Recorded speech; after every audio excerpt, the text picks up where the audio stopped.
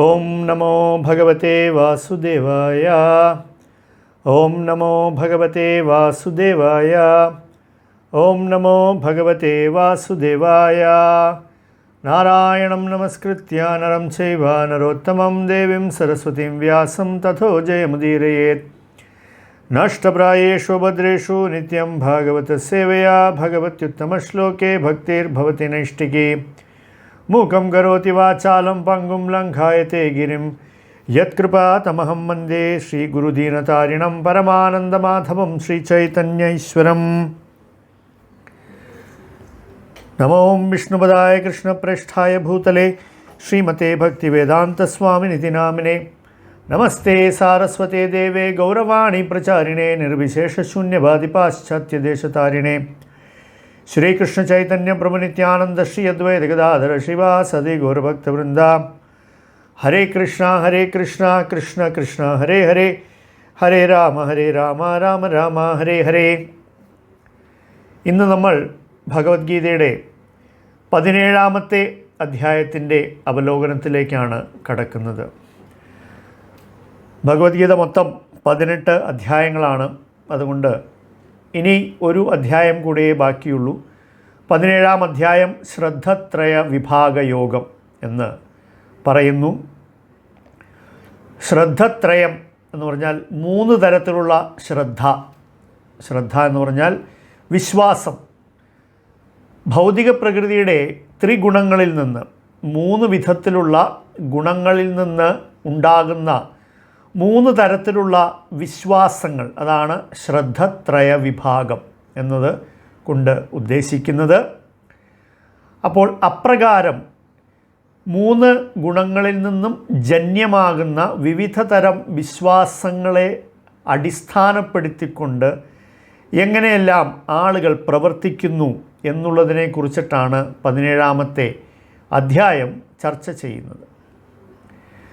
16ാമത്തെ അധ്യായം അവസാനിക്കുമ്പോൾ ഭഗവാൻ ശ്രീകൃഷ്ണൻ അർജുനനോട് പറയുന്നുണ്ട്, എപ്രകാരം വിധിപ്രകാരം ശാസ്ത്രത്തെ അനുഗമിച്ചുകൊണ്ട്, ശാസ്ത്രത്തെ സ്വീകരിച്ചുകൊണ്ട് ശാസ്ത്രവിധിപ്രകാരം പ്രവർത്തിക്കുന്നുവോ അവരെല്ലാം ദൈവിക ഗുണത്തിൻ്റെ ഉടമസ്ഥരാണെന്നും ശാസ്ത്രങ്ങളെ നിരാകരിക്കുന്നവർ അഥവാ തിരസ്കരിക്കുന്നവർ ആസുരിക ഗുണം ഉള്ളവരാണ് എന്നും ഭഗവാൻ പറഞ്ഞു.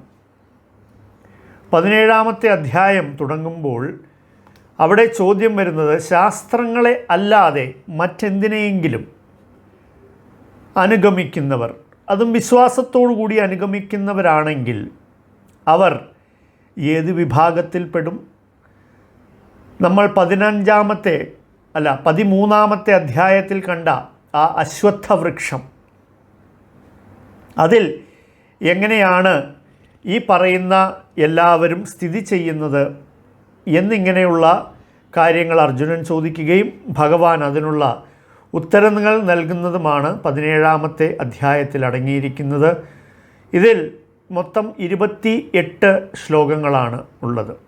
ആദ്യത്തെ 7 ശ്ലോകങ്ങളിൽ എപ്രകാരം പ്രകൃതിയുടെ 3 ഗുണങ്ങൾ ഒരുവൻ്റെ വിശ്വാസത്തെയും ഒരുവൻ്റെ ആരാധനാക്രമത്തെയും ബാധിക്കുന്നു എന്നതിനെക്കുറിച്ചിട്ടും 8, 9, 10 ശ്ലോകങ്ങളിൽ ഭഗവാൻ നമുക്ക് 3 ഗുണങ്ങളിൽ പെട്ടവർ എപ്രകാരത്തിലുള്ള ഭക്ഷണ പദാർത്ഥങ്ങളെയാണ് അവർ സ്വീകരിക്കുന്നത്, ഭക്ഷിക്കുന്നത് എന്നതിനെക്കുറിച്ചിട്ടും 11, 12, 13 ശ്ലോകങ്ങളിൽ 3 വിധത്തിലുള്ള ഗുണങ്ങളിൽ അധിഷ്ഠിതമായിട്ടുള്ള ദാനധർമ്മങ്ങൾ എങ്ങനെയെല്ലാമാണ് ചെയ്യുന്നത് എന്നും 14 മുതൽ 19 ശ്ലോകം വരെ 3 ഗുണത്തിലുള്ളവരുടെ തപശ്ചര്യകൾ എങ്ങനെയായിരിക്കുമെന്നും പിന്നീടുള്ള 20, 21, 22 ശ്ലോകങ്ങളിൽ എപ്രകാരമാണ് ഇവർ ദാനങ്ങൾ നൽകുന്നത് എന്നും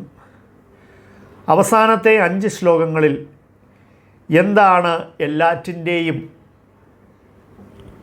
തീരുമാനം, അവസാന തീരുമാനം എന്നതിനെക്കുറിച്ചിട്ടും പറയുന്നതാണ് 17ാമത്തെ അധ്യായം.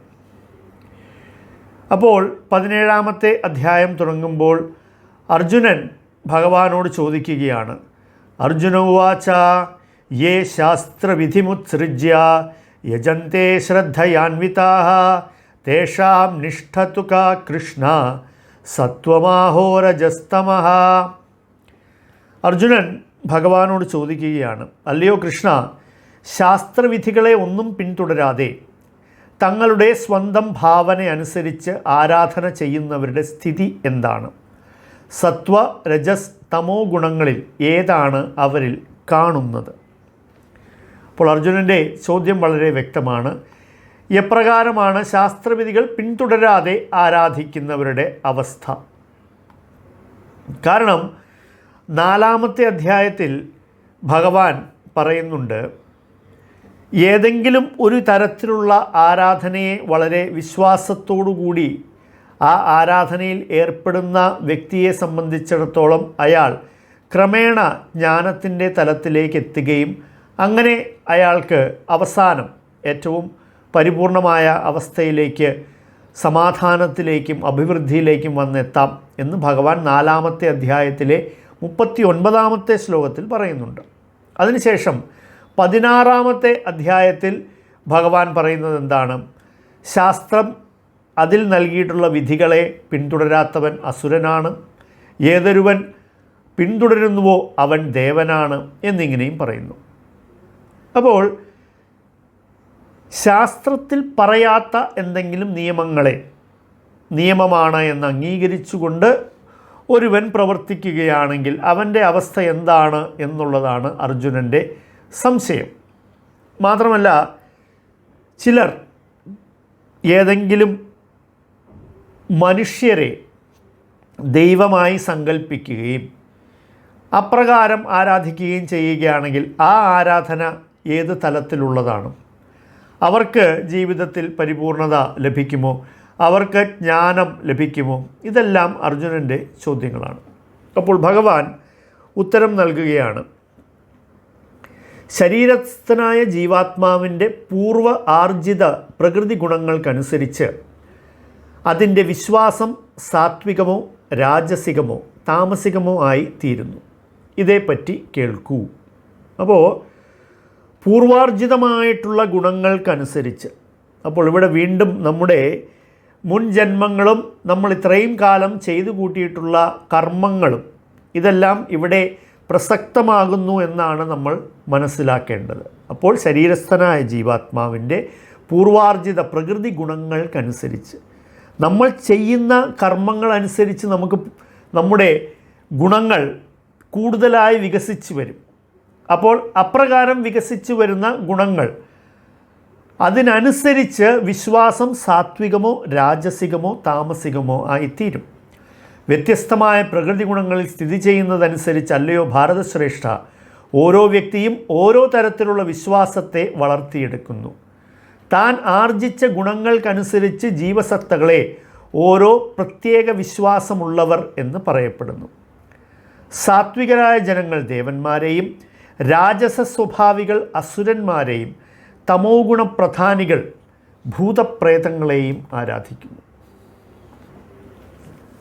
അപ്പോൾ 3 വിധത്തിലുള്ള ആരാധനയെക്കുറിച്ചിട്ട് ഭഗവാൻ ഇവിടെ വ്യക്തമാക്കുകയാണ്. സത്വഗുണത്തിലുള്ളവർ ദേവകളെയും, രജോ ഗുണത്തിലുള്ളവർ അസുരന്മാരെയും, തമോ ഗുണപ്രധാനികൾ ഭൂതപ്രേതങ്ങളെയും ആരാധിക്കുന്നു. യഥാർത്ഥത്തിൽ ശ്രദ്ധ അഥവാ വിശ്വാസം എന്ന് പറയുന്നത് സത്വഗുണത്തിൽ നിന്ന് ഉണ്ടാകുന്നതാണ്. അത് ഒരു ദേവതയിലായിരിക്കാം, അത് നമ്മുടെ ഭൗതികമായ സത്വഗുണത്തിൽ അധിഷ്ഠിതമായിട്ടുള്ളതാണ്. അതുകൊണ്ടാണ് പൂർണ്ണ സത്വമല്ലാത്തതുകൊണ്ട്, അല്ലെങ്കിൽ പൂർണ്ണമായും പരിശുദ്ധമല്ലാത്ത സത്വഗുണമായതുകൊണ്ടാണ് ഏതെങ്കിലും ഒരു ദേവതയെ ആരാധിക്കുവാൻ അത് അത്തരത്തിൽ ഉള്ള ഒരു വ്യക്തിയെ പ്രേരിപ്പിക്കുന്നത്. അതുപോലെ തന്നെ രജോ ഗുണത്തിൽ ഉള്ളവർ എന്ന് വച്ചാൽ സത്വഗുണമല്ല, രജോ ഗുണം ആരിലാണോ വളരെ കൂടുതലായി കാണപ്പെടുന്നത് അവർ അസുര സ്വഭാവികളെ സ്വാഭാവികമായും ആരാധിക്കും. എന്തുകൊണ്ടെന്ന് വെച്ചാൽ അവർ ചിന്തിക്കുന്നത് അപ്രകാരമായതുകൊണ്ടും അതുകൊണ്ട് അവരുടെ ഭാവനയ്ക്കനുസൃതമായിട്ട് ഒരു അസുരനാണ് അവരെ സംബന്ധിച്ചിടത്തോളം വളരെ ആകർഷണീയനായിട്ട് തോന്നുന്നത്. ഉദാഹരണത്തിന് പറയുകയാണെങ്കിൽ, നമ്മുടെ അടുത്തയിടയിൽ ഈ അടുത്ത കാലഘട്ടത്തിൽ ഞാൻ കേൾക്കുകയുണ്ടായി, രാമായണം എന്ന് പറയുന്നത് ചില ടെലിവിഷനുകളിലെല്ലാം രാമൻ്റെ കഥ ഒരു സീരിയലായി വന്നപ്പോൾ മറ്റ് ചില ചാനലുകളിൽ രാവണൻ്റെ കഥ സീരിയലായും വരികയുണ്ടായി. അത് കാണാനും ആളുകളുണ്ട്. അതായത് രാവണനെ ഒരു നായക പരിവേഷം നൽകിക്കൊണ്ടുള്ളത്. ഇതുപോലെയുള്ള അനേകം കാര്യങ്ങൾ നമുക്ക് ഇന്നത്തെ സമൂഹത്തിൽ കാണുമാറാകുന്നുണ്ട്. അപ്പോൾ ഇതിൽ നിന്ന് നമ്മൾ എന്താണ് മനസ്സിലാക്കുന്നത്? രജോ ഗുണത്തിൽ ഉള്ളവർക്ക് അസുര സ്വഭാവികളും നായക പ്രാധാന്യമുള്ളവരായിട്ട് തോന്നാം. അതുപോലെ തന്നെ തമോ ഗുണത്തിലുള്ളവർ ഭൂതപ്രേത പിശാചുകളെ ആരാധിക്കുന്നു. അതിലൂടെ അവർക്ക് അവർ ഉദ്ദേശിക്കുന്നതായിട്ടുള്ള ചില ഗുണങ്ങളെല്ലാം ഉണ്ടാകുന്നു.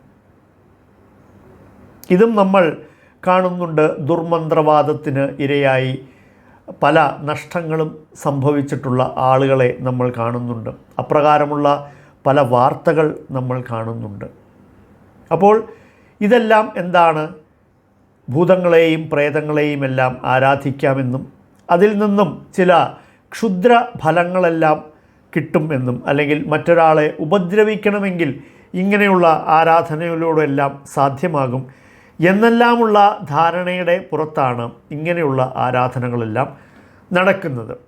ഭഗവാൻ തുടർന്ന് പറയുകയാണ്, കാമം, ആസക്തി എന്നിവയാൽ പ്രേരിതരായി അഹംഭാവത്തോടു കൂടി സ്വശരീരത്തിലെ ഭൗതിക മൂലകങ്ങളെയും ശരീരത്തിൽ കുടികൊള്ളുന്ന പരമാത്മാവിനെ തന്നെയും ദ്രോഹിച്ചുകൊണ്ട് ശാസ്ത്ര നിർദ്ദിഷ്ടമല്ലാത്ത കഠിന തപസ് അനുഷ്ഠിക്കുന്ന വിഡ്ഢികൾ അസുരന്മാരാണ്.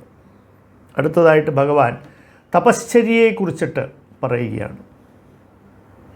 ഇതിൽ എല്ലായ്പ്പോഴും നമുക്ക് കാണാൻ കഴിയുന്ന ഒരു കാര്യം എന്താണെന്ന് ചോദിച്ചാൽ, കൂടുതൽ കഠിനമായി തപസ് അനുഷ്ഠിക്കുന്നത്, നമ്മുടെ പുരാണ ഇതിഹാസങ്ങളെല്ലാം പരിശോധിച്ച് കഴിഞ്ഞാൽ നമുക്കറിയാം, കൂടുതൽ കഠിനമായി തപസ് അനുഷ്ഠിക്കുന്നത് അസുരന്മാരാണ്.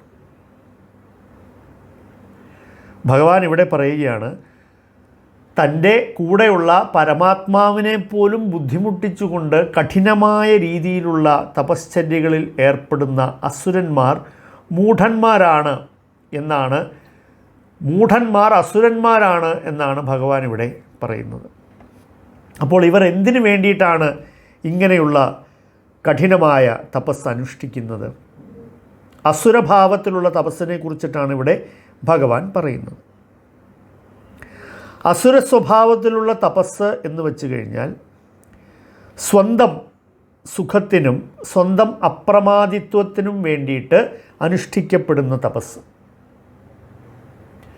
ഹിരണ്യാക്ഷനാണെങ്കിലും ഹിരണ്യകശിപുവാണെങ്കിലും രാവണനാണെങ്കിലും കുംഭകർണനാണെങ്കിലും ഇവരെല്ലാവരും അതികഠിനമായ തപസ് അനുഷ്ഠിച്ചതായിട്ട് നമുക്ക് ഇതിഹാസ പുരാണങ്ങളിൽ കാണുവാൻ സാധിക്കും. ഇവർ തപസ്സനുഷ്ഠിച്ചത് എന്തിനു വേണ്ടിയിട്ടാണ്? മൂവുലകിലും പൂർണ്ണമായ അപ്രമാദിത്വം ഉണ്ടാകണം എന്നുള്ളതാണ് ഇവർ തപസ്സനുഷ്ഠിച്ചതിൻ്റെ പ്രധാന കാരണം. അപ്പോൾ ഇവരുടെ തപസ്സിൻ്റെ ഫലം എന്താണ്? ഇവരുടെ തപസ്സിൻ്റെ എല്ലാം ഫലം എന്ന് വയ്ക്കുന്നത് മറ്റുള്ളവർക്ക് ബുദ്ധിമുട്ടുണ്ടാക്കുക. മറ്റുള്ളവർക്ക് ബുദ്ധിമുട്ടുണ്ടാകുന്നു എന്നതാണ് ഇവരെല്ലാം ചെയ്യുന്ന തപസ്സിൻ്റെ ഫലം. ഇവർക്ക് കുറേ ഗുണങ്ങളുണ്ടാകുന്നു. ഇവർക്ക് 3 ലോകത്തിൻ്റെയും അപ്രമാദിത്വം കൈവരുന്നു. 3 ലോകത്തിൻ്റെയും നിയന്ത്രണം ഇവരുടെ കയ്യിലേക്ക് വരുന്നു. പക്ഷേ അതിലൂടെ അവരെന്താണ് ചെയ്യുന്നത്? മറ്റുള്ളവരെല്ലാം ഉപദ്രവിക്കുന്നു. അപ്പോൾ ഇതാണ് രജോ ഗുണത്തിൽ തപസ്യ അനുഷ്ഠിക്കുന്നതിൻ്റെ, തമോ ഗുണത്തിൽ തപസ്യ അനുഷ്ഠിക്കുന്നതിൻ്റെ ഫലം എന്ന് പറയുന്നത്. പക്ഷേ ഇത്തരത്തിലുള്ള കഠിന തപസ് ഭഗവാന്റെ ശുദ്ധഭക്തരാരും അനുഷ്ഠിച്ചതായിട്ട് നമുക്ക് കാണാൻ കഴിയുകയില്ല. കാരണം സത്വഗുണത്തിൽ നമ്മൾ അനുഷ്ഠിക്കുന്ന തപശ്ചര്യകളെല്ലാം എന്തിനു വേണ്ടിയിട്ടാണ്? നമ്മുടെയും ലോകത്തിലുള്ള എല്ലാവരുടെയും നന്മയ്ക്ക് വേണ്ടിയിട്ടാണ് ശുദ്ധഭക്തന്മാർ തപശ്ചര്യകൾ അനുഷ്ഠിക്കുന്നത്. മാത്രമല്ല അവർ ഒരിക്കലും ശരീരത്തിലെ പരമാത്മാവിനെ ബുദ്ധിമുട്ടിക്കുന്ന തരത്തിലുള്ള കഠിനമായ തപശ്ചര്യകൾ അനുഷ്ഠിക്കാറില്ല. അതായത് ശരീരത്തിന് വളരെയധികം വേദന നൽകുന്ന തരത്തിലുള്ള തപശ്ചര്യകൾ അനുഷ്ഠിക്കുക എന്ന് പറയുന്നത് ആസുരികമാണ്, അത് ദൈവീകമല്ല. ഈ ഒരു സൂചനയും കൂടെ നമുക്ക് ഈ ശ്ലോകത്തിൽ നിന്നും ലഭിക്കുന്നുണ്ട്. അതായത് ഇതിൻ്റെ പ്രേരകശക്തി എന്ന് പറയുന്നത് കാമവും ആസക്തിയുമാണ് എന്ന് ഭഗവാൻ ഈ ശ്ലോകത്തിൽ പറയുന്നു. എന്നുവച്ചാൽ ഈ തപസ്സിലൂടെ ഞാൻ നേടാൻ ഉദ്ദേശിക്കുന്നത് എൻ്റെ കാമപൂർത്തീകരണം. ഈ തപസ്സിലൂടെ ഈ അസുര സ്വഭാവി നേടാൻ ആഗ്രഹിക്കുന്നത് അവൻ്റെ അഹംഭാവത്തെ കൂടുതൽ ശക്തിപ്പെടുത്തുവാനുള്ള അതിനു വേണ്ടുന്ന കാര്യങ്ങളാണ് അവൻ തപസ്സിലൂടെ നേടാൻ ആഗ്രഹിക്കുന്നത്. പക്ഷേ സത്വഗുണത്തിൽ ഉള്ള തപസ് എന്ന് വെച്ചാൽ അങ്ങനെയല്ല. അത് ലോകകല്യാണം, അതായത് ലോകത്തിലുള്ള എല്ലാവരുടെയും ഗുണത്തിനു വേണ്ടിയിട്ടാണ് തപസ് അനുഷ്ഠിക്കുന്നത്. അതിലൂടെ അവർക്ക് ലഭിക്കുന്ന ഫലം ലോകത്തിലുള്ള എല്ലാവർക്കും പങ്കുവയ്ക്കുകയും അത് ലോകത്തിന് മുഴുവൻ ശുഭകരമായി തീരുകയും ചെയ്യും. ഭഗവാൻ തുടർന്ന് പറയുകയാണ്, മനുഷ്യർക്ക് ഭക്ഷണ വിഷയത്തിൽ പോലും ഇഷ്ടാനിഷ്ടങ്ങൾ ഭൗതിക പ്രകൃതിയുടെ ത്രിഗുണങ്ങൾ അനുസരിച്ചായിരിക്കും. യജ്ഞങ്ങൾ, തപസ്, ദാനം എന്നിവയുടെ കാര്യത്തിലും അങ്ങനെ തന്നെ. ഇവയുടെ വ്യത്യാസങ്ങളെപ്പറ്റി കേട്ടുകൊള്ളുക. ദീർഘായുസ്സും നിലനിൽപ്പിനെ ശുദ്ധീകരിക്കുന്നതും ബലം നൽകുന്നതും ആരോഗ്യത്തെയും സന്തുഷ്ടിയെയും സംതൃപ്തിയെയും വളർത്തുന്നതും രസവത്തും പ്രീതികരവും സ്നിഗ്ധവും ആസ്വാദ്യവുമായ ആഹാരമായിരിക്കും സാത്വിക സ്വഭാവികൾക്ക് ഇഷ്ടം. സത്വഗുണത്തിൽ ഉള്ളവർ താൽപ്പര്യപ്പെടുന്നത് സത്വഗുണപ്രധാനമായിട്ടുള്ള ആഹാര വസ്തുക്കളോടായിരിക്കും. ശ്രീല പ്രഭുപാദർ പറയുന്നുണ്ട്, ശുദ്ധമായ വസ്തുക്കൾ ഉപയോഗിച്ച്, ശുദ്ധമായ ആഹാര വസ്തുക്കൾ ഉപയോഗിച്ച് പാകം ചെയ്യുന്ന, ശുദ്ധതയോടുകൂടി പാകം ചെയ്യുന്ന, ശ്രീല പ്രഭുപാദർ എടുത്ത് പറയുന്നുണ്ട്, ശുദ്ധമായ വസ്തുക്കൾ പാചകത്തിൽ ഉപയോഗിക്കുകയും അത് ശുദ്ധതയോടുകൂടി പാചകം ചെയ്യുകയും അത് ശുദ്ധതയോട് കൂടിയിട്ട് വിളമ്പുകയും ചെയ്യുന്നതാണ് സത്വഗുണപ്രധാനമായിട്ടുള്ളത് എന്ന് പറയുന്നത്. അപ്പോൾ നമ്മളെ സംബന്ധിച്ചിടത്തോളം സത്വഗുണത്തിൽ അധിഷ്ഠിതമായ ഭക്ഷണം എന്ന് വച്ചാൽ ഈ 3 കാര്യങ്ങളും നമ്മൾ വളരെ ശ്രദ്ധയോടു കൂടിയിട്ട് പിന്തുടരേണ്ടതുണ്ട്. ഇത് ഭഗവാന് നിവേദ്യം സമർപ്പിക്കുമ്പോഴാണെങ്കിലും നമുക്ക് ഉണ്ടാകേണ്ടുന്ന ഒരു നിഷ്കർഷയാണ്. അതായത് നമ്മൾ ഉപയോഗിക്കുന്ന വസ്തുക്കളെല്ലാം നല്ല ശുദ്ധമായിട്ടിരിക്കണം, നമുക്ക് ശരീരശുദ്ധി ഉണ്ടാകണം, അതോടൊപ്പം തന്നെ നമ്മുടെ അവബോധവും വളരെ ശുദ്ധമായിരിക്കണം. അപ്പോഴാണ് ഈ പറയുന്ന സത്വഗുണപ്രധാനിയായിട്ടുള്ള ആഹാരം ഉണ്ടാകുന്നത്. ആ സത്വഗുണത്തിൽ വർത്തിക്കുന്നവർക്ക് ഇത്തരത്തിലുള്ള ആഹാരത്തോടാണ് കൂടുതൽ താല്പര്യം ഉണ്ടാവുക. ഇനി അടുത്ത ശ്ലോകത്തിൽ ഭഗവാൻ രജോ ഗുണ സ്വഭാവികൾക്ക് എന്താണ് ഇഷ്ടം അതിനെയും പറയുന്നു. കയ്പ്, പുളിപ്പ്, ഉപ്പ്, ചൂട്, എരിവ്, വരൾച്ച എന്നിവ കൂടുതലുള്ള ആഹാര പദാർത്ഥങ്ങളെ രാജസ സ്വഭാവികൾ ഇഷ്ടപ്പെടുന്നു. അപ്പോൾ കൂടുതലായിട്ട് കയ്പ്, കൂടുതലായിട്ട് പുളി, കൂടുതലായിട്ട് ഉപ്പ് അല്ലെങ്കിൽ ഭയങ്കരമായ എരിവ്, ഇതെല്ലാം രജോ ഗുണത്തിലുള്ളവർക്ക് കൂടുതൽ താല്പര്യമാണ്. ഇത്തരം ഭക്ഷ്യങ്ങൾ ദുഃഖത്തിനും രോഗങ്ങൾക്കും വഴിവെക്കുന്നവയാണ്. അപ്പോൾ ഇങ്ങനെയുള്ള ഭക്ഷണം സ്വീകരിക്കുന്നതിലൂടെ നമുക്ക് എന്താണ്, രോഗങ്ങൾ ഉണ്ടാകും. മാത്രമല്ല ഇതിന് ദുഃഖം എന്ന് പറയുന്നു. അപ്പോൾ ആചാര്യന്മാർ പറയുന്നുണ്ട്, എന്ത് ദുഃഖം എന്ന് ചോദിച്ചാൽ ഇങ്ങനെയുള്ള ഭക്ഷണം കഴിച്ചു കഴിഞ്ഞാൽ ഇത് നമ്മുടെ ശരീരത്തെ മാത്രമല്ല പ്രതികൂലമായി ബാധിക്കുന്നത്, ഇത് നമ്മുടെ മനസ്സിനെയും പ്രതികൂലമായി ബാധിക്കും. ഇത് രജോ ഗുണത്തിലുള്ളവർക്ക് ഇതിനോട് ഉള്ള പ്രതിപത്തി കൂടുതലായിരിക്കും. പക്ഷേ ഇത് സ്വീകരിച്ച ശേഷം അവർക്ക് ഇപ്രകാരം മനസ്സിനും ശരീരത്തിനും അസ്വസ്ഥത ഉണ്ടാവുകയും ചെയ്യും. അടുത്തതായി ഭഗവാൻ തമോ ഗുണത്തിലുള്ളവർക്ക് എന്താണ് താല്പര്യം എന്ന് പറയുന്നു. 3 മണിക്കൂർ മുൻപ് പാകം ചെയ്തതും സ്വാദ് നഷ്ടപ്പെട്ടതും ദുർഗന്ധമുള്ളതും ഉച്ഛിഷ്ടവും തൊടാൻ കൊള്ളാത്തതുമായ ഭക്ഷണങ്ങളെയാണ് താമസ സ്വഭാവികൾ ഇഷ്ടപ്പെടുന്നത്. ഇതിനെ നമ്മൾ കൂടുതലായി വർണ്ണിക്കേണ്ട കാര്യമില്ല. പഴകിയ ആഹാരം, സ്വാദില്ലാത്തത്, ദുർഗന്ധമുള്ളത്, ഉച്ഛിഷ്ടം, തൊടാൻ കൊള്ളാത്തത്, ഇതെല്ലാം എന്തിനെയാണ് സൂചിപ്പിക്കുന്നത് എന്ന് നമുക്ക് വളരെ വ്യക്തമായി തിരിച്ചറിയാൻ കഴിയും. എന്നുള്ളതിനാൽ നമ്മൾ ഇതിനെ കൂടുതലായിട്ട് വിശദീകരിക്കേണ്ട, വർണ്ണിക്കേണ്ട കാര്യമില്ല. പക്ഷേ ഇത് തമോ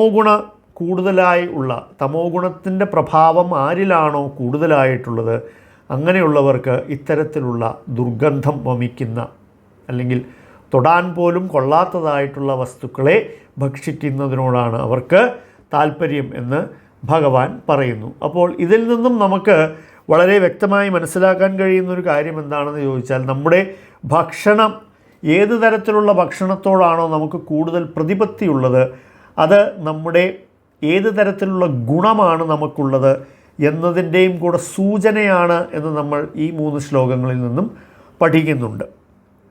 അതുമാത്രമല്ല, നമ്മൾ തമോ ഗുണത്തിൽ നിന്നും സത്വഗുണത്തിലേക്ക് ഉയരണമെങ്കിൽ എത്തരത്തിലുള്ള ഭക്ഷണ പദാർത്ഥങ്ങൾ സ്വീകരിക്കണം എന്നുള്ള സൂചനയും നമുക്ക് ഇതിൽ നിന്നും ലഭിക്കുന്നുണ്ട്.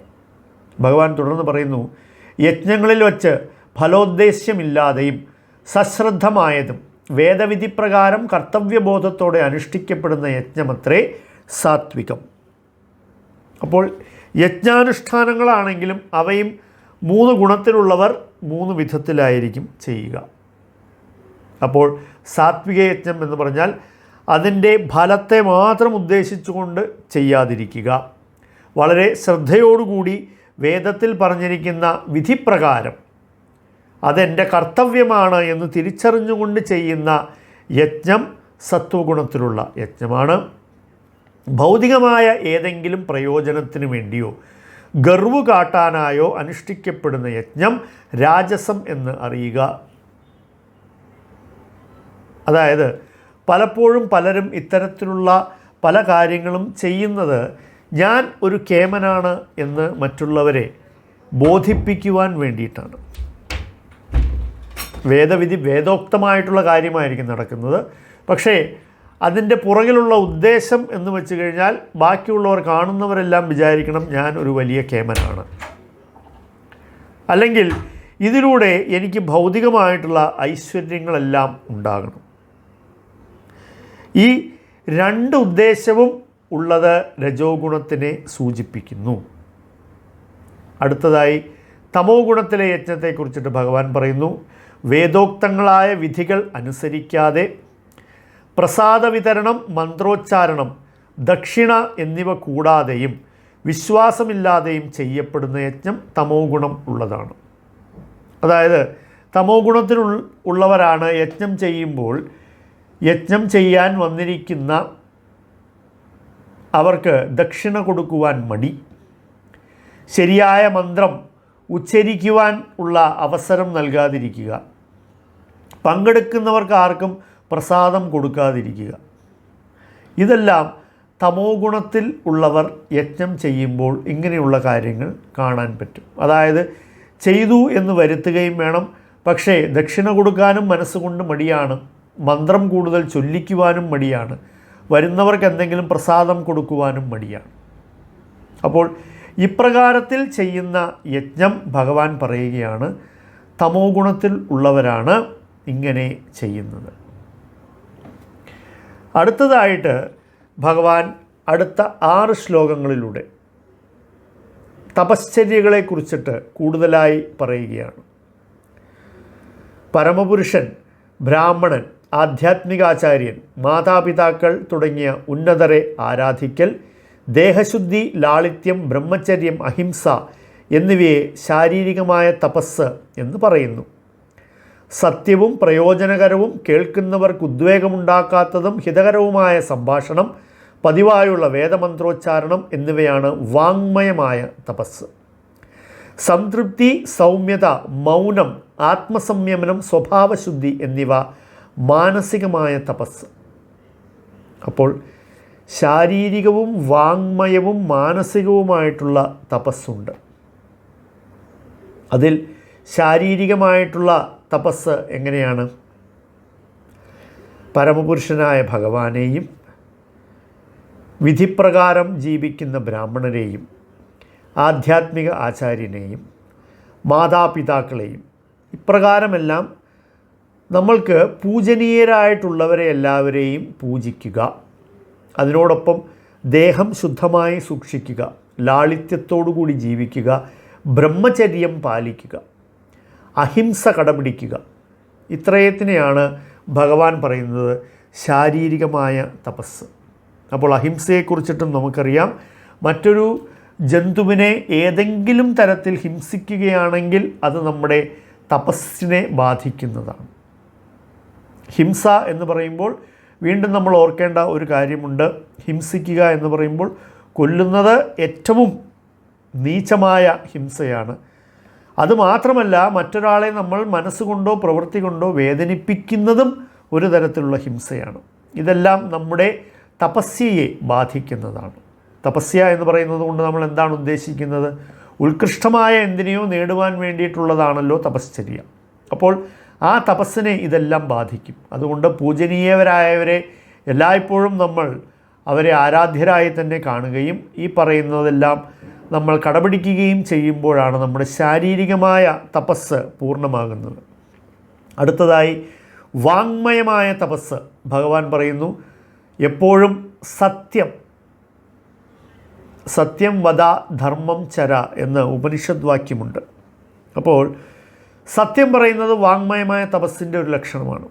കാരണം പലപ്പോഴും സത്യം പറയുക എന്ന് പറയുന്നത് വളരെ ബുദ്ധിമുട്ടുള്ള കാര്യമാണ്. പക്ഷേ അതെങ്ങനെയാണ്? സത്യം പറയണം, പ്രയോജനകരമായിട്ടുള്ള കാര്യം പറയണം, കേൾക്കുന്നവർക്ക് ഉദ്വേഗമുണ്ടാക്കാതെ പറയണം, ഹിതകരമായ സംഭാഷണം. ശാസ്ത്രത്തിലൊരു ചൊല്ലുണ്ട്, സത്യം ബ്രൂയാത് പ്രിയം ബ്രൂയാത്.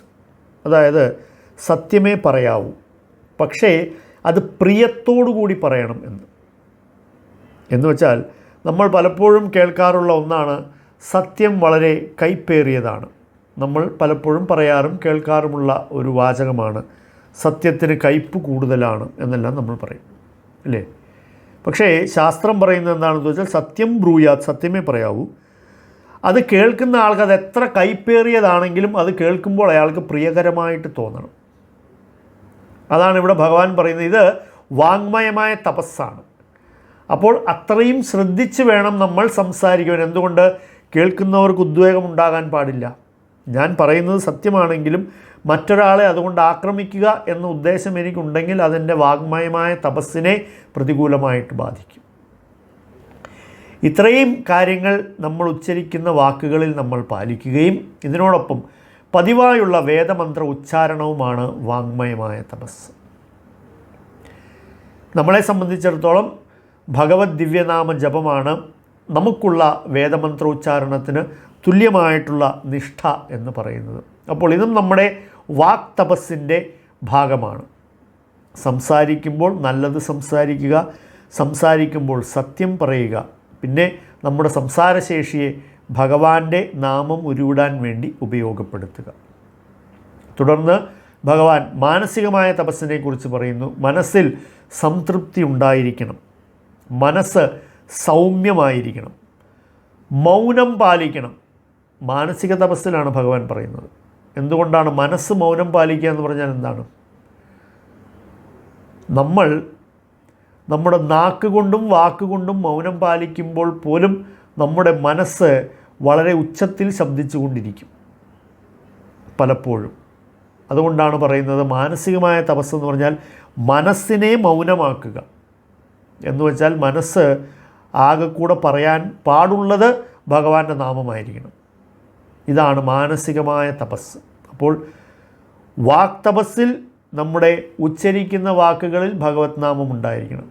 മനസ്സിൻ്റെ മൗനം എന്ന് പറയുമ്പോൾ മനസ്സ് മറ്റുള്ള കാര്യങ്ങളെക്കുറിച്ച് അതിൽ മാത്രം വർത്തിച്ചു കൊണ്ടിരിക്കാതെ ഭഗവത് നാമത്തിൽ വർത്തിക്കുമ്പോഴാണ് മനസ്സും തപസ്സിലാകുന്നത്. ആത്മസംയമനം, സ്വഭാവശുദ്ധി. അപ്പോൾ ഇവിടെ സ്വഭാവശുദ്ധിയെക്കുറിച്ചും പറയുന്നുണ്ട്.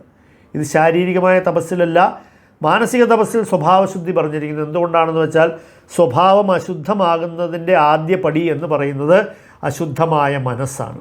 അതുകൊണ്ട് സ്വഭാവശുദ്ധിയും ആത്മസംയമനവും മാനസികമായ തപസ്സിൽപ്പെടുന്നു.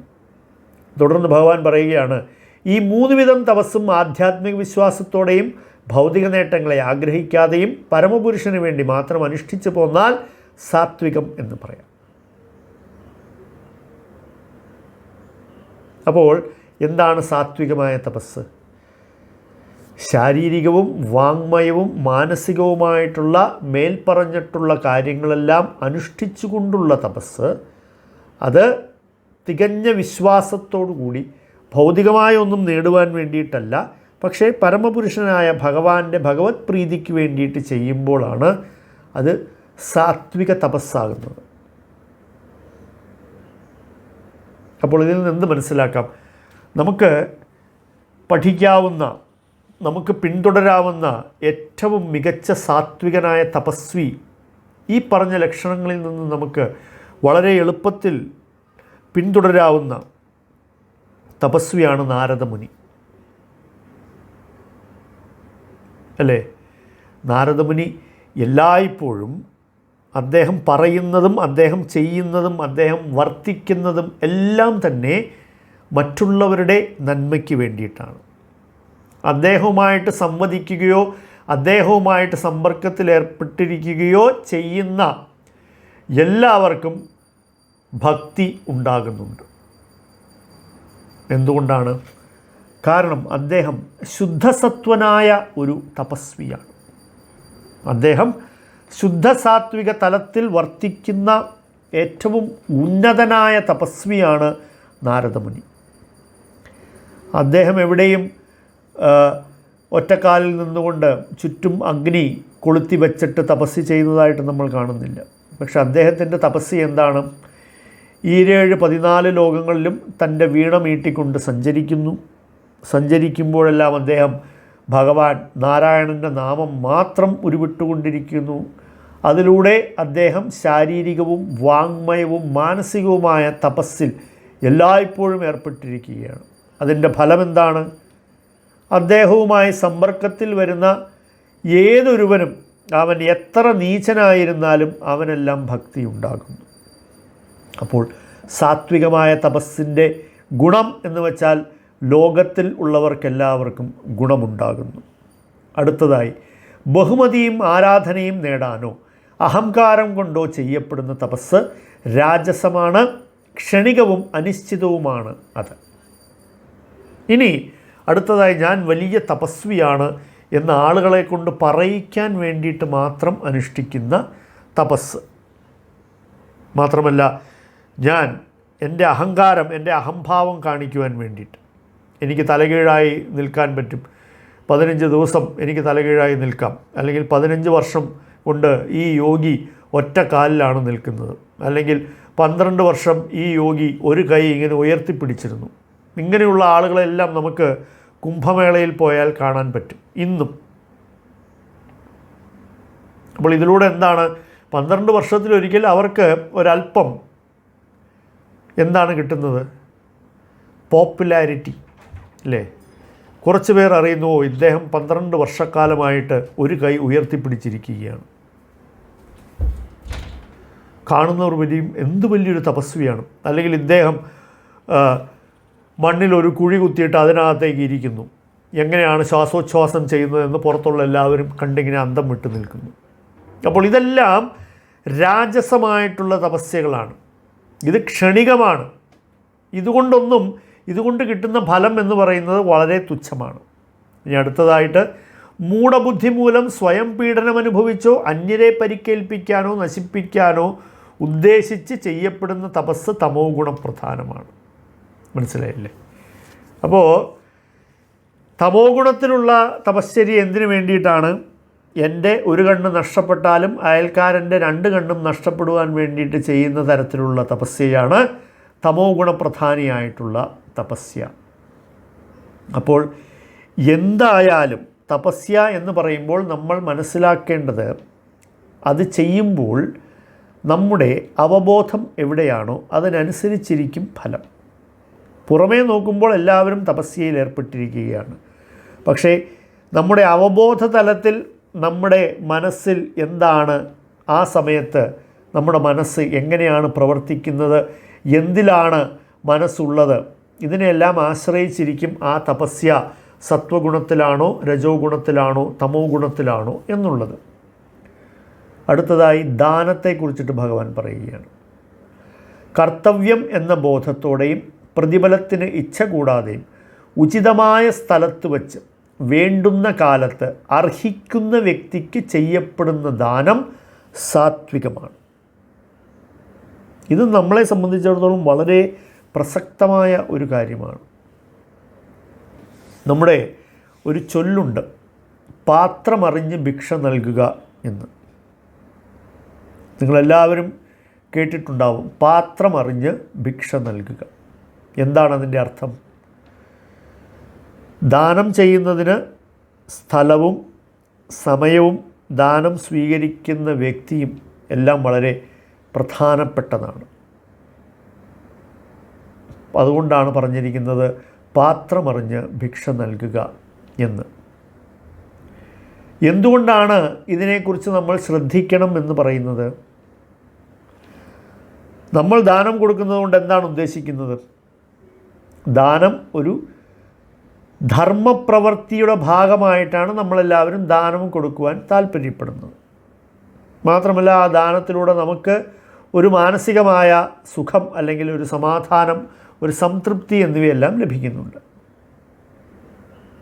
പക്ഷേ ഈ ദാനത്തിൻ്റെ പാത്രം, ഈ ദാനത്തിന് പാത്രീഭവിക്കുന്ന വ്യക്തി അതിന് യോഗ്യനാണോ എന്നുള്ളത് വളരെ വളരെ പ്രധാനപ്പെട്ട ഒരു കാര്യമാണ്. കാരണം അർഹിക്കാത്ത വ്യക്തിക്ക് ദാനം കൊടുത്തു കഴിഞ്ഞാൽ അയാൾ ചെയ്യുന്ന, നമ്മുടെ ദാനം സ്വീകരിച്ചുകൊണ്ട് അയാൾ പാപപ്രവൃത്തിയിലാണ് ഏർപ്പെടുന്നത് എന്നുണ്ടെങ്കിൽ അതിൻ്റെ കാരണഭൂതനാവുകയാണ് ദാനം ചെയ്യുന്ന വ്യക്തി. ഉദാഹരണത്തിന്, നമുക്കൊരാളെ സഹായിക്കണം. നമ്മളെന്താണ് ആഗ്രഹിക്കുന്നത്? ഒരാൾ ബുദ്ധിമുട്ട് അനുഭവിക്കുന്നു, ഞാൻ അയാളെ സഹായിക്കുന്നു. പക്ഷേ ചിലപ്പോൾ അയാളുടെ ബുദ്ധിമുട്ട്, അയാൾ ഒരു തികഞ്ഞ മദ്യപാനിയായിരിക്കും. അയാൾക്ക് അല്പം മദ്യം കിട്ടാൻ വേണ്ടിയിട്ട് അയാൾ വളരെ ദുഷ്കരമായ അവസ്ഥയിലിരുന്നു കൊണ്ട് ആരെങ്കിലും സഹായിക്കൂ എന്ന് ചോദിക്കുന്നു. അപ്പോൾ നമ്മൾ അയാൾക്കൊരല്പം പണം നൽകി. അയാൾ എന്ത് ചെയ്യും? ആദ്യം പണം കിട്ടിയാൽ ഉടൻ അയാൾ പോയി മദ്യം വാങ്ങി മദ്യപിക്കും. അപ്പോൾ സത്യത്തിൽ നമ്മൾ എന്താണ് ചെയ്തത്? ദാനം ചെയ്തു എന്ന് നമ്മൾ ചിന്തിക്കുന്നു, പക്ഷേ ഇയാൾ പോയിട്ട് വാങ്ങിക്കുടിച്ചത് മദ്യമാണ്. അപ്പോൾ സത്യത്തിൽ ഇയാൾ മദ്യപിക്കാൻ നമ്മുടെ പണം കാരണമായി.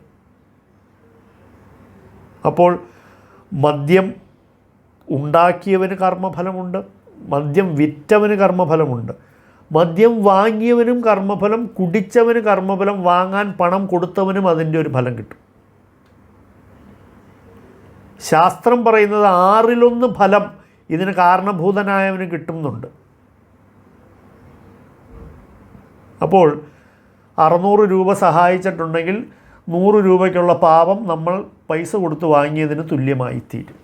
അതുകൊണ്ട് ദാനം അർഹിക്കുന്ന വ്യക്തികൾക്ക് കൊടുക്കുക. ആചാര്യന്മാർ പറയുന്നുണ്ട്, തികഞ്ഞ ഭക്തന്മാർക്ക് നമ്മൾ ദാനമായിട്ട് എന്തെങ്കിലും കൊടുക്കുകയാണെങ്കിൽ അവർ അത് എല്ലായ്പ്പോഴും ഭഗവത് സേവനത്തിലായിരിക്കും ഉപയോഗിക്കുക. അപ്പോൾ അങ്ങനെ അർഹിക്കുന്ന ഒരു ഭക്തന്, ഒരു ബ്രാഹ്മണന്, അങ്ങനെയുള്ളവർക്കെല്ലാം നമ്മൾ ദാനം കൊടുക്കുകയാണെങ്കിൽ അതിന് നല്ല ഫലം കിട്ടും. അത് സത്വഗുണത്തിലുള്ള ദാനമാണ്. എന്തുകൊണ്ടാണ്? അർഹിക്കുന്ന വ്യക്തിക്ക് കൊടുത്തിരിക്കുന്നു. മാത്രമല്ല അതിൽ നിന്നും ഒരു പ്രതിഫലം ഇച്ഛിച്ചുകൊണ്ടല്ല നമ്മളത് കൊടുത്തിരിക്കുന്നത്. ഇതെല്ലാം കാരണം അത് സാത്വിക ഗുണത്തിലുള്ളതാവും. അടുത്തതായി, ഏതെങ്കിലും ഫലം ഉദ്ദേശിച്ചുകൊണ്ടോ പ്രത്യുപകാരം പ്രതീക്ഷിച്ചുകൊണ്ടോ പൂർണ്ണ സമ്മതമില്ലാതെയോ നൽകപ്പെടുന്ന ദാനം രാജസമാണ്. അപ്പോൾ ചിലപ്പോൾ നമ്മൾ മനസ്സോടെ ദാനം കൊടുക്കും. ചിലപ്പോൾ ഒരാൾക്ക് നമ്മൾ ദാനം കൊടുക്കുമ്പോൾ നമ്മൾ, ഇപ്പോൾ ഇയാൾക്ക് ഞാൻ നൽകുന്നു, നാളെ ഇയാളെക്കൊണ്ട് എനിക്കെന്തെങ്കിലും പ്രയോജനമുണ്ടാകും.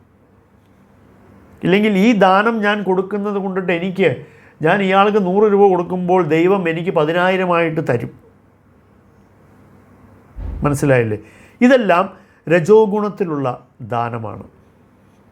ഉചിതമല്ലാത്ത കാലത്തും അവിശുദ്ധമായ സ്ഥലത്തും അനർഹരായവർക്കും നൽകപ്പെടുന്ന ദാനവും ആദരം കൂടാതെയോ അവജ്ഞയോടെയോ നൽകപ്പെടുന്നതും താമസം എന്ന് പറയപ്പെടുന്നു. അപ്പോൾ ഞാൻ നേരത്തെ പറഞ്ഞില്ലേ, അനർഹരായവർക്ക് ഉചിതമല്ലാത്ത സമയത്ത് കൊടുക്കുന്ന ദാനം അത് താമസമാണ്. ദാനം കൊടുക്കുന്ന ആൾക്കത് ആദരവോടുകൂടി കൊടുക്കണം, അവജ്ഞയോടുകൂടി നൽകരുത്.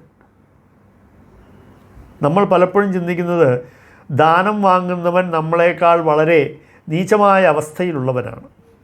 അതുകൊണ്ട് നമ്മൾ പലപ്പോഴും ആരെങ്കിലും സഹായിക്കുമ്പോൾ നമ്മളിൽ ഒരു അഹങ്കാരവും അത് സ്വീകരിക്കുന്നവനോടൊരു അവജ്ഞ, ഒരു താല്പര്യക്കുറവ്, ഇതെല്ലാം ഉണ്ടാകുന്നുണ്ടെങ്കിൽ അത് തീർച്ചയായിട്ടും തമോ ഗുണപ്രധാനമായിട്ടുള്ള ദാനമാണ്. ദാനം നൽകിയതിൻ്റെ ഏറ്റവും വിശിഷ്ടമായ ഒരു ഉദാഹരണം നമുക്ക് പുരാണത്തിൽ കാണുവാൻ കഴിയും. ബലിചക്രവർത്തി വാമനമൂർത്തിക്ക് നൽകിയ ദാനം, ഇതിലും ഉദാത്തമായ ഒരു ദാനത്തിൻ്റെ ഉദാഹരണം നമുക്കെവിടെയുമേ കാണാൻ പറ്റുകയില്ല. രജോ ഗുണത്തിൻ്റെ ആചാര്യനായ ശുക്രാചാര്യൻ പറയും, ദാനം കൊടുത്തുകൂടാ. എന്തുകൊണ്ടാണ്? ഇവൻ കപടനാട്യക്കാരനായ ഹരിയാണ് വന്നിരിക്കുന്നത്. നിൻ്റെ ഐശ്വര്യം മുഴുവനും ഹരി കൊണ്ടുപോകും. വിഷ്ണുവാണ് വന്നിരിക്കുന്നത്, അല്ലേ? കൊടുക്കരുതെന്ന് പറയും. പക്ഷേ ബലിചക്രവർത്തി അദ്ദേഹം 12 മഹാജനങ്ങളിൽ പെടുന്ന ഒരാളാണ്. പ്രഹ്ലാദൻ്റെ പൗത്രനാണ്. എല്ലാം കൊണ്ടും തികഞ്ഞവനാണ് ബലിചക്രവർത്തി. അതുകൊണ്ട് അദ്ദേഹം എന്താണ് പറയുന്നത്? വാങ്ങാനായി വന്നിരിക്കുന്നത് വിഷ്ണുവാണെങ്കിൽ എനിക്ക് അത്രയും സന്തോഷം. കാരണം വിഷ്ണുവിനേക്കാൾ ദാനം സ്വീകരിക്കാൻ അർഹനായവൻ വേറെ ആരുണ്ട് പ്രപഞ്ചത്തിൽ, അല്ലേ?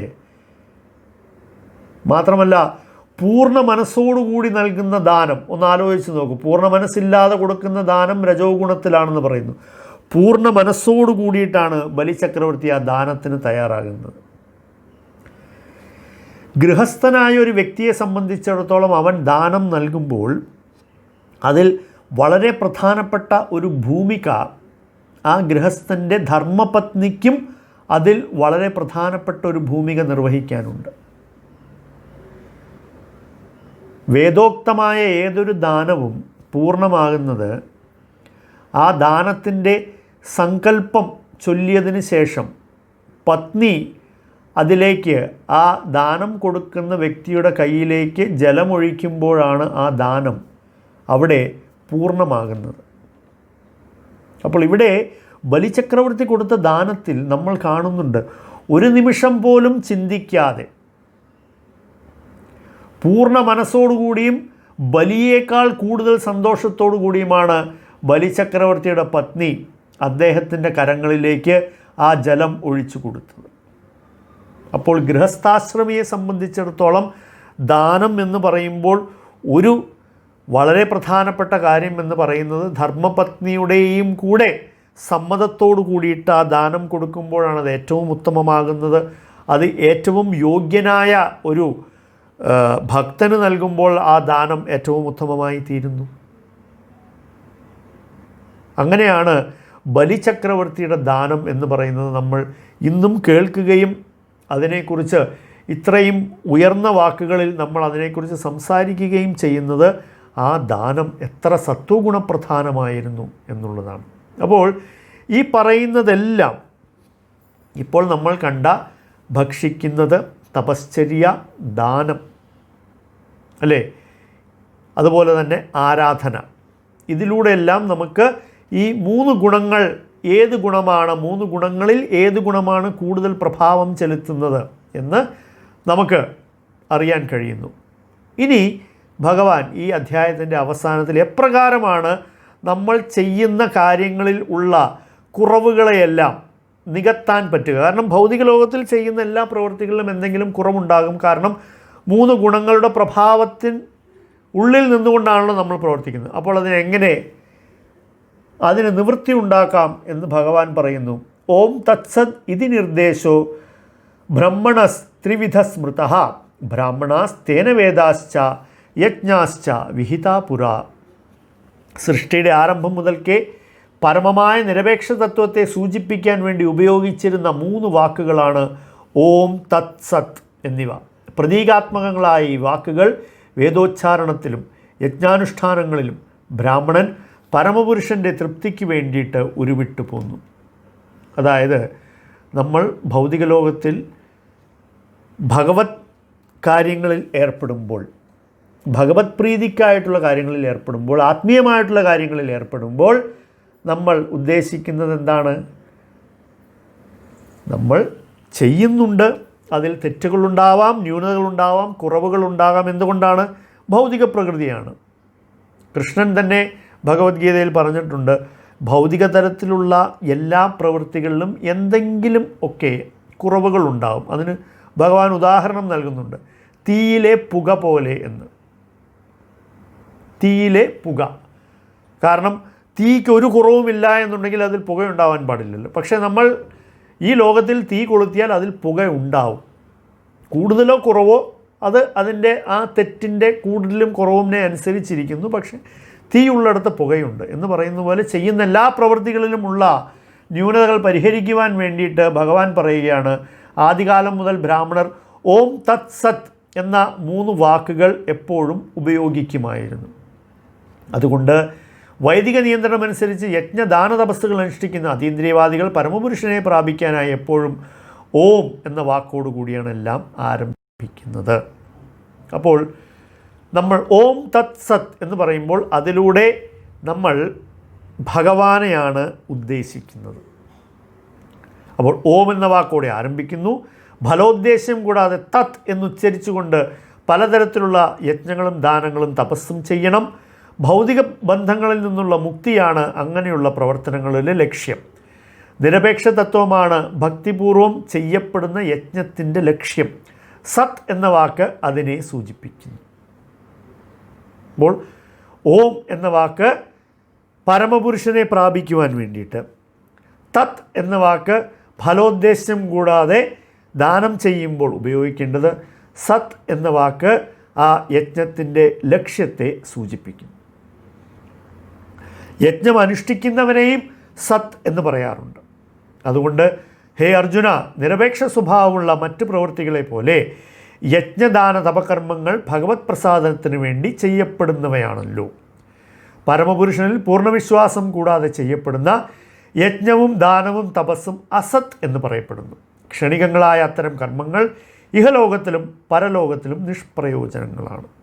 അപ്പോൾ ഓം തത് സത് എന്ന ഈ 3 വാക്കുകളിലൂടെ നമ്മൾ ചെയ്യുന്ന എല്ലാ ആധ്യാത്മിക പ്രവൃത്തികളെയും നമുക്ക് പൂർണ്ണമായും ഭഗവാനിൽ സമർപ്പിതമാക്കുവാൻ വളരെ എളുപ്പത്തിൽ കഴിയും.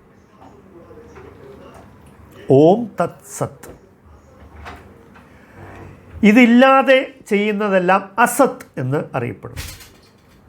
അസത് എന്ന് പറഞ്ഞാൽ ശാശ്വതമല്ലാത്തത്, സത് എന്ന് പറഞ്ഞാൽ ശാശ്വതമായത്.